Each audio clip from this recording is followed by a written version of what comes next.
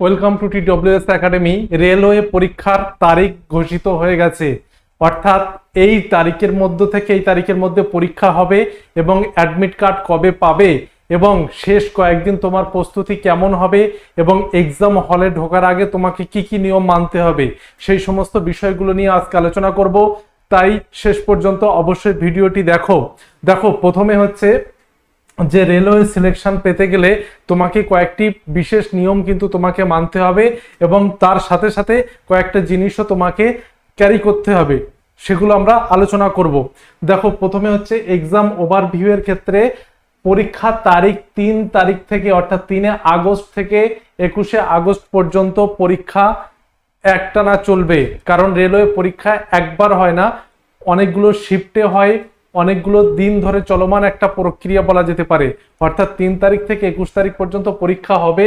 পরীক্ষার মাধ্যম হচ্ছে সিবিটি টেস্ট, অর্থাৎ কম্পিউটার ভিত্তিক পরীক্ষা, কম্পিউটার বেসড টেস্ট যেটাকে আমরা বলি। অনলাইনে পরীক্ষা হবে কম্পিউটারের সামনে বসে এবং অ্যাডমিট কার্ড পাওয়া যাবে, ই কল লেটার সম্পূর্ণ অনলাইনে পাওয়া যাবে, অর্থাৎ তোমরা ওয়েবসাইট থেকে তুলতে পারবে।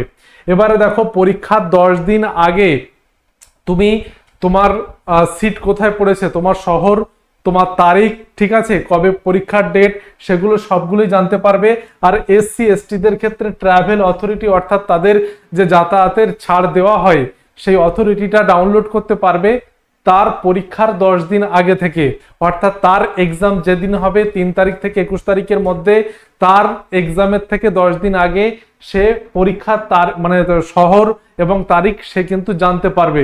আর 4 দিন আগে থেকে, অর্থাৎ যে ক্যান্ডিডেট পরীক্ষা দেবে তার যেদিন পরীক্ষা তার আগে 4 দিন আগে থেকে সে কিন্তু ই কল লেটার ডাউনলোড করতে শুরু করতে পারবে, অর্থাৎ ই কল লেটার ডাউনলোড করতে পারবে তার পরীক্ষার 4 দিন আগে। বোঝা গেল? অর্থাৎ এক্সাম ডের 4 দিন আগে অ্যাডমিট ডাউনলোড হবে, এক্সাম ডের 10 দিন আগে তার কোন শহরে পরীক্ষা পড়েছে সে কিন্তু জানতে পারবে। যদি মনে করো যে কারো 3 তারিখে পরীক্ষা, তো সে 10 দিন আগে অর্থাৎ 23শে জুলাই তার শহর কোথায় পড়েছে, এক্সাম সেন্টার কোন এক্সাম সেন্টারে পড়েছে সেই শহর জানা যাবে এবং 30 থেকে 31শে জুলাইয়ে তার অ্যাডমিট কার্ড সে পাবে।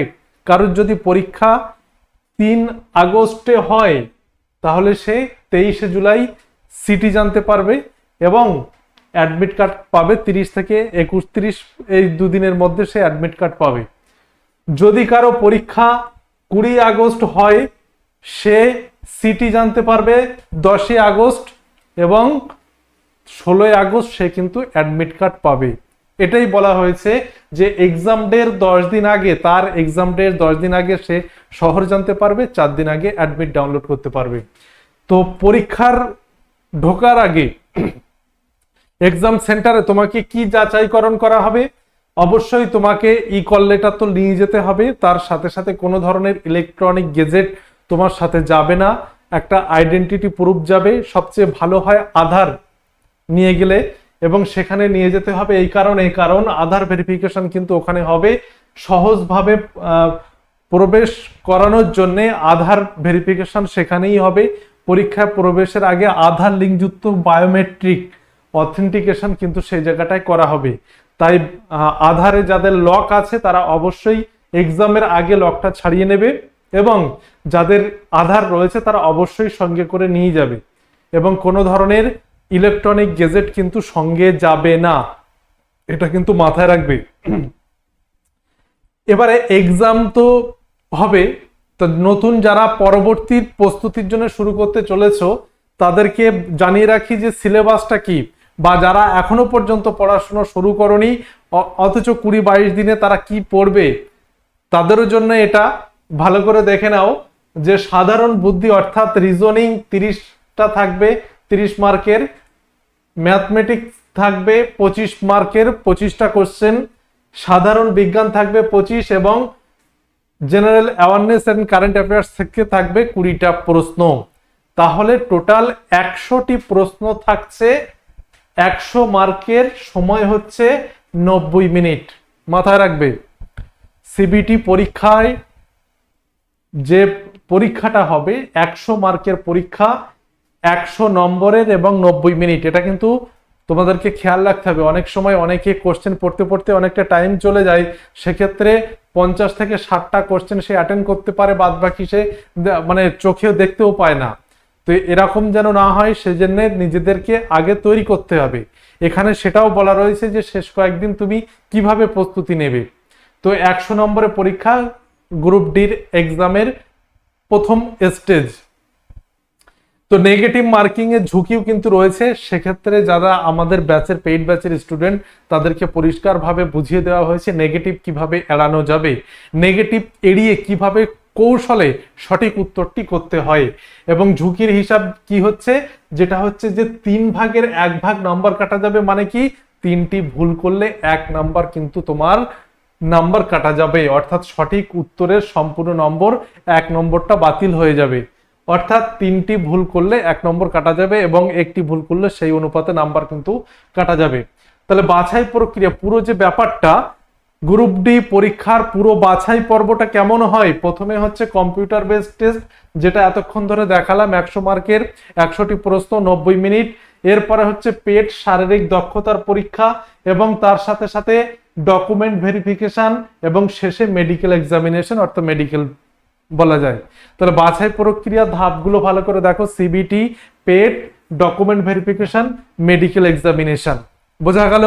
এবারে আসছি, দেখো শেষ কয়েকদিনে তোমার স্ট্র্যাটেজি কেমন হবে, শেষ কয়েকদিনে তুমি কিভাবে পড়বে। অনেকে শেষে এসে গুলিয়ে ফেলে, তাড়াহুড়োয় এটা পড়বো সেটা পড়বো, এরকম করতে করতে রিভিশন একদম দিতে পারে না। তাদের ক্ষেত্রে আমি বলছি রুটিনটা ফলো করো, এটা জেনারেল রুটিন।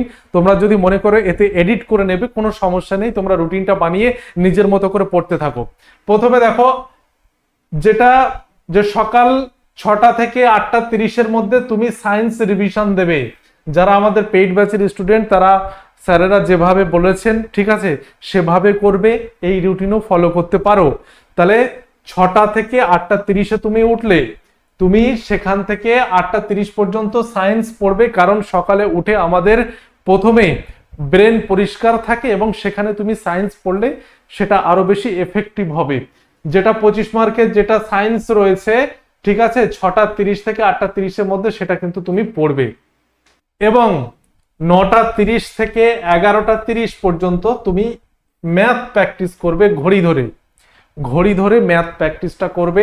12:30 থেকে 2টো পর্যন্ত রিজনিং প্র্যাকটিস করবে এবং 3:30 থেকে 5:30 পর্যন্ত ঘড়ি ধরে PYQ আগের বছরের প্র্যাকটিস যদি কোনো সেট থাকে সেটা করবে। এবং 6:30 থেকে 8:30 পর্যন্ত মক টেস্ট প্লাস অ্যানালাইসিস, যেটা বলা যায় ফুল লেন্থের মক টেস্ট, তোমরা 6:30 থেকে 8:30-এর মধ্যে দেবে। এবং কোথায় কোথায় ভুল হচ্ছে, কোথায় দুর্বলতার জায়গা রয়েছে, কোন জায়গাগুলো বারবার তোমার ভুল হচ্ছে, সেই জায়গাগুলো লাল কালি দিয়ে মার্কিং করো এবং শেষে তুমি ওর সলিউশন কি হবে তুমি নিজে থেকে ভেবে নাও। এবং যারা আমাদের পেইড ব্যাচের স্টুডেন্ট রয়েছে তারা অবশ্যই ক্লাসগুলো দেখে কোন জায়গায় ভুল হচ্ছে সেগুলো কিন্তু শুধরে নেবে। এবং 9:30 থেকে 10:30-এর মধ্যে তুমি প্রিভিয়াস 1 বছরের যে কারেন্ট অ্যাফেয়ার্স রয়েছে সেটা জাস্ট একবার চোখ বুলিয়ে তারপরে তুমি ঘুমাতে যাও। স্যার বলবে যে অনেকে মাঝে মাঝে যে 1 ঘন্টা করে যে ব্রেক আছে, এগুলো কেন? ব্রেক তোমাকে নিতে হবে, কারণ তুমি তো কম্পিউটার নও, ঠিক আছে? তুমি পরীক্ষার চাপে পড়ছো ঠিক আছে, কিন্তু যদি একটা শেষ হওয়ার সাথে সাথে আরেকটা পড়ি, ভুলে যাওয়ার সম্ভাবনা কিন্তু সবচেয়ে বেশি রয়েছে। তাই একটু বিরতি দিয়ে পড়লে তাহলে তোমার ব্রেন ওটা একবার ভালোভাবে করতে পারবে, সেই কারণে এখানে ব্রেক দেওয়া রয়েছে। এবারে এই রুটিনটাই যে কঠোরভাবে ফলো করতে হবে এরকম নয়, তোমাদের সুবিধা অনুযায়ী এডিট করে তুমি এই কয়েকদিন তুমি নিজের মতো করে প্রিপারেশন নাও। তাহলে হবে কি, এই এত বছর মানে যে পড়লে পরীক্ষার জন্যে, স্বপ্নের চাকরির জন্যে, তা যেন শেষ মুহূর্তে বানচাল না হয়ে যায়, শেষ মুহূর্তে যাতে প্রস্তুতির খামতি না থেকে যায়, এই কারণে তুমি রুটিনটা বানাবে। বোঝা গেল? আমাদের যারা পেইড ব্যাচের স্টুডেন্ট রয়েছে তারা অবশ্যই দেখবে এবং তার সাথে সাথে নিজেরাও করবে। যারা অন্যরা দেখছো তারা অবশ্যই রুটিন বানিয়ে নিজেরাও প্র্যাকটিস করবে এবং সেইভাবে পড়াশোনা করবে। বর্তমানে আমাদের কি কি ব্যাচ চলছে সেগুলো যদি আমরা এক ঝলকে দেখি, যে কম্বাইন্ড ফাউন্ডেশন 7.0, যারা আগামী দিনে রেলের প্রস্তুতি নিতে যাচ্ছ তাদের জন্য এই ফাউন্ডেশন 7.0 ব্যাচ রয়েছে। আগামী দিনে রেলওয়ে চাকরি যদি তোমার স্বপ্ন হয় তাহলে তুমি আমাদের পেইড ব্যাচে অ্যাডমিশন নিতে পারো, তাহলে তুমি সঠিক গাইডেন্সটা পাবে। এসএসসি জিডি প্লাস এমটিএস এই চাকরি যাদের স্বপ্ন রয়েছে, আজ থেকে ক্লাস স্টার্ট হয়েছে এবং এটার নতুন ব্যাচ ডব্লিউবিপি গ্রাম পঞ্চায়েতের ব্যাচ রয়েছে। যাদের যেটা দরকার হবে এখান থেকে তারা কিন্তু এনরোল করতে পারবে। ডব্লিউবিপি কেপি ফাউন্ডেশন 2.0 নতুন ব্যাচ এবং এএনএমজিএন ফাউন্ডেশন ব্যাচ আগামীকাল থেকে এটা স্টার্ট হবে এবং এর সাথে সাথে রয়েছে ডব্লিউপি কেপি প্র্যাকটিস ব্যাচ। তাহলে এই ব্যাচগুলো রয়েছে এবং এর সাথে সাথে তোমরা অবশ্যই নিজেরাও পড়াশোনা করবে। তাই যারা রেলওয়ে পরীক্ষার জন্য প্রস্তুতি নিচ্ছ, তারা এখনো পর্যন্ত যারা টার্গেট রয়েছে যে রেলওয়ে পরীক্ষার জন্য আগামী বছর বা পরবর্তীতে, তারা অবশ্যই আমাদের ব্যাচে এনরোল করবে। আর যারা এই বছর প্রিপারেশন নিয়েছো তাদের জন্য বেস্ট অফ লাক, ভালো করে পড়াশোনা করবে এবং পরীক্ষা দেবে।